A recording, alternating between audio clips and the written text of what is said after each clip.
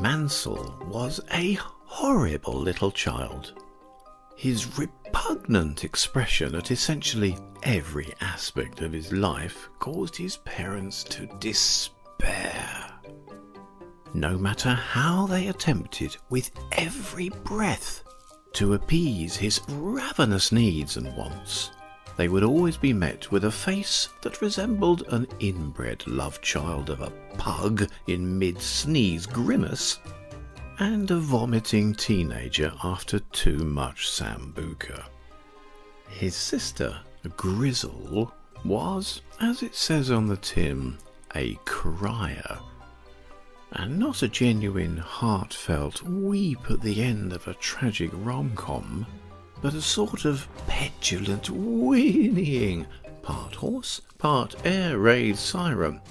Should any of her needs not be met within a surgically precise and hyper-specific time frame, or indeed meet her rigorous expectations when met, she would torture all in earshot with a sound that caused bleeding, usually when people attempted to stab their own ear holes with knitting needles to shut out the noise.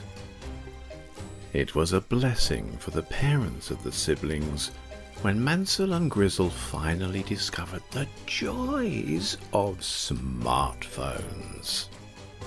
It was an almost overnight phenomenon when the two stopped demanding and started TikToking.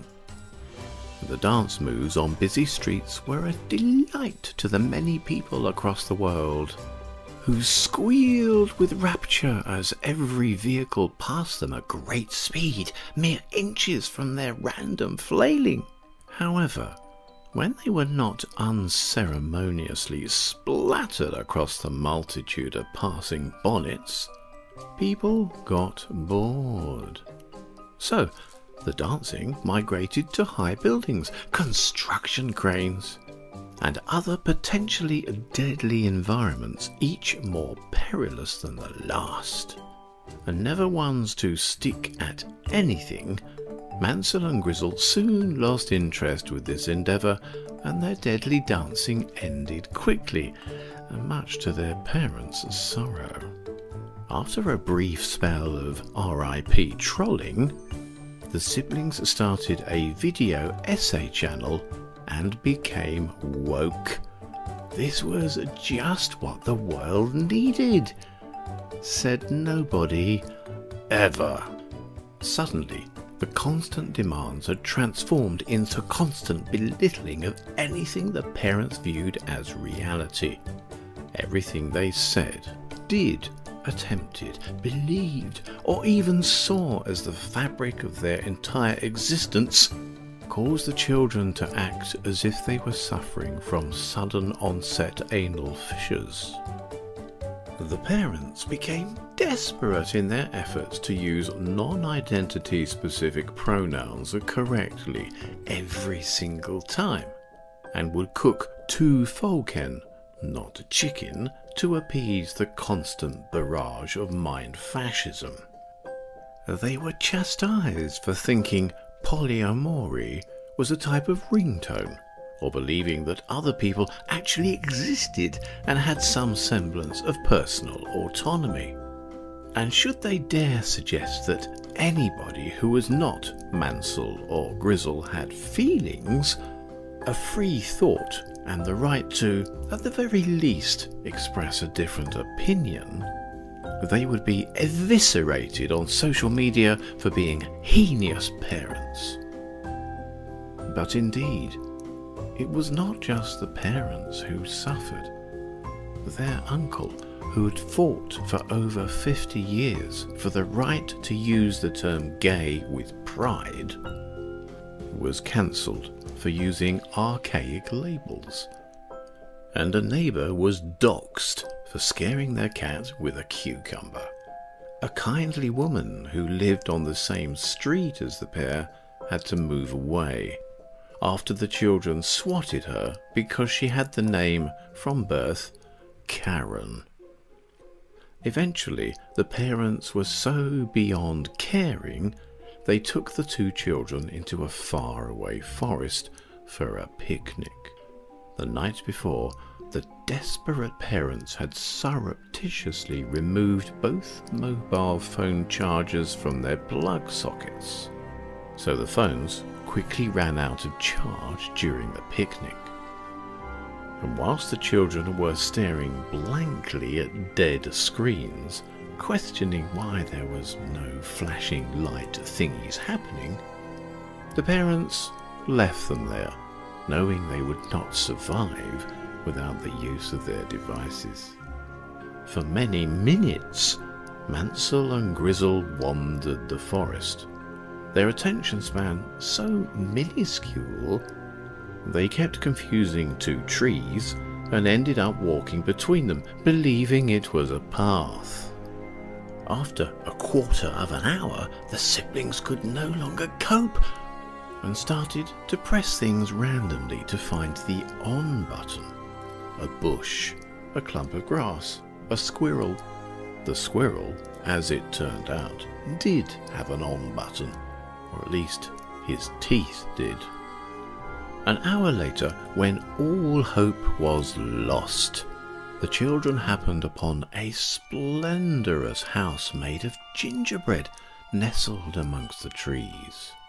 As they scrabbled along the ground towards the architectural confection, an old lady came out to meet them and offer them sanctuary. "Ooh!" cried Mansell. "You're old. Are you like an early millennial?" Grizzle winced. "The noughties were so like prehistoric." "Oh, my dears, my name is Aggie. Let me help you inside."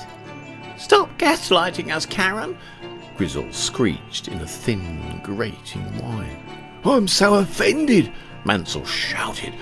"Why didn't you come with a trigger warning for being so old and socially primitive?" "Come, children," Aggie smiled. "I've just baked a pear tart and some bramble shortbread." "You can't call us children," Grizzle barked. "Children is a temporally specific pronoun. Stop dead-aging us." "Gluten?"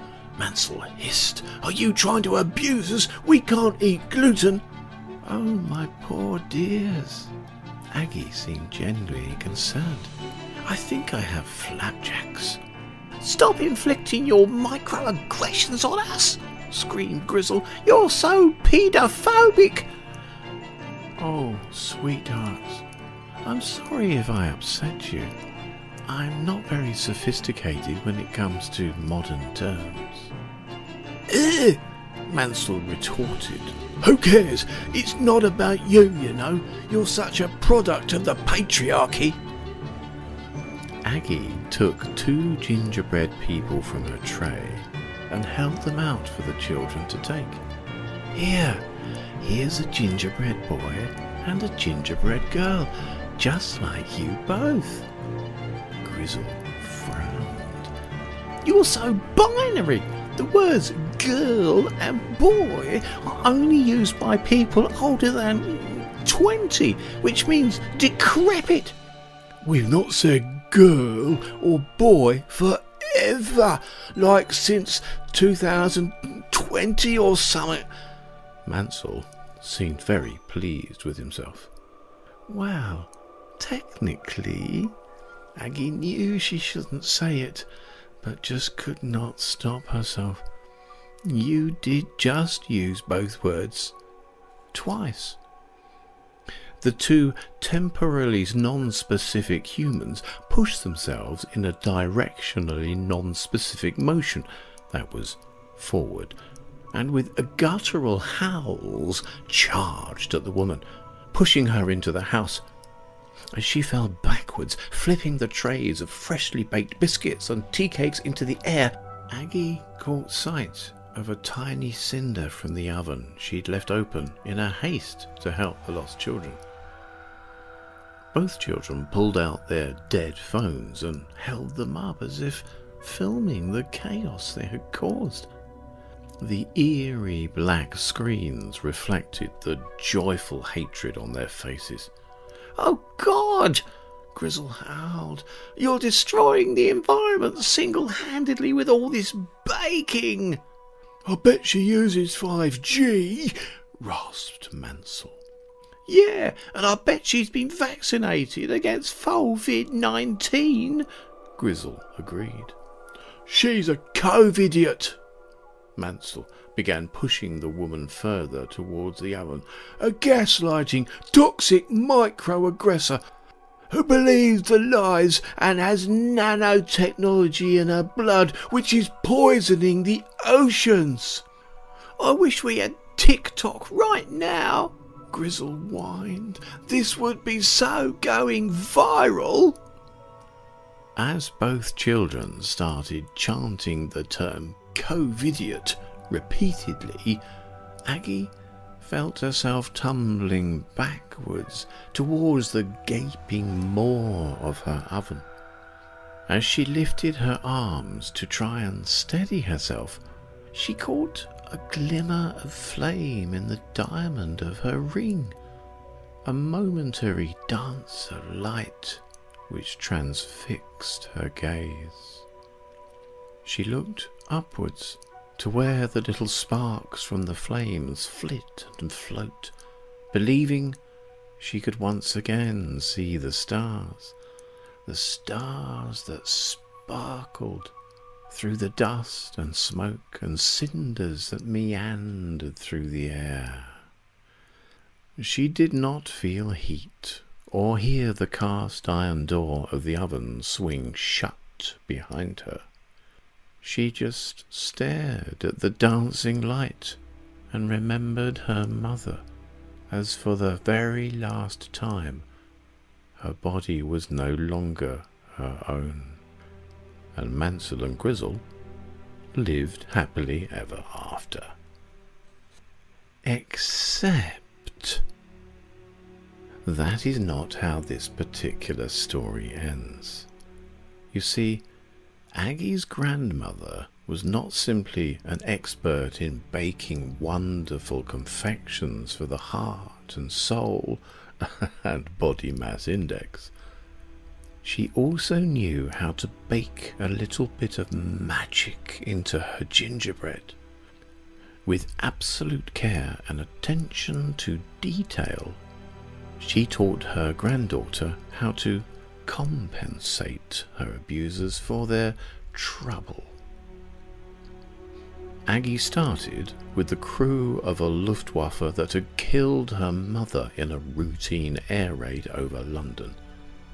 She did not know their names or their faces, but her pain was enough. For she was connected to them through the suffering they had caused her, and she baked every ounce of that agony into those little gingerbread figures with every stir, every roll of pin, and each stroke of icing. And even though it was much later and the men had forgotten the specifics of that night and that particular raid, they still knew as their plane burst into flames and they died screaming that this was some form of revenge for all the mothers and their children they had killed. The retribution for those men did not appease the little girl who'd lost both her mother and father to the war. So she baked a little gingerbread man with a strange moustache and swept over hair, carefully piping a little swastika on his arm before smashing his head to pieces with a small brass hammer. The war ended shortly after. Then came that man in the alleyway. Like the crew of that ill-fated aircraft, she had not seen his face, except for the sliver of light on his temple and cheek. It was enough, for her anger compelled her to relive every moment of her attack as the gingerbread man baked in the oven, a thin line of yellow icing down the side of his head, before she broke off his arms and legs and pressed pins into the stumps. Then came her husband. She had resisted the urge to bake his little man for so many years, yet, in the end, those decades of inflicting torment had sealed his fate. When she could no longer take the torture he dealt her, she baked. Yet she still ensured he did not suffer for long, as he had made her suffer, for that would be cruel.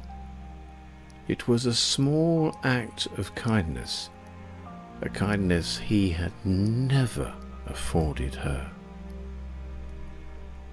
On a day just like any other day, Aggie's husband found a little human-shaped biscuit in his lunchbox.